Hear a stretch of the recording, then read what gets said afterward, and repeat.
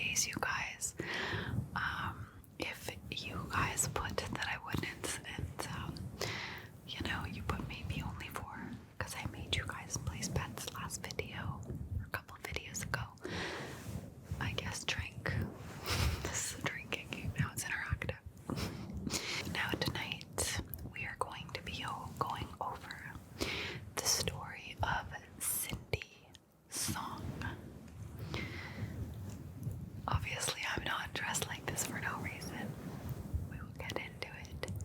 But in the meantime, let's get ready for tonight's video. Get yourselves nice and comfortable. Grab yourselves a nice coffee, a tea, some Halloween candy, maybe some carrot juice, raw cold pressed juice. I thought that would be pretty in theme, but I'm not doing that today. In fact, the fact that I have that is so random, but today I am going to be changing it up and cracking into a can of vodka soda, watermelon flavor.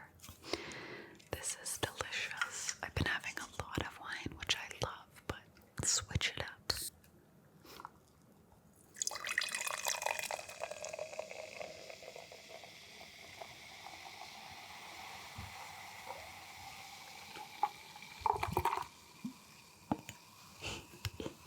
That's some good sounds, I think, and it smells so good. Oh my god. Cheers.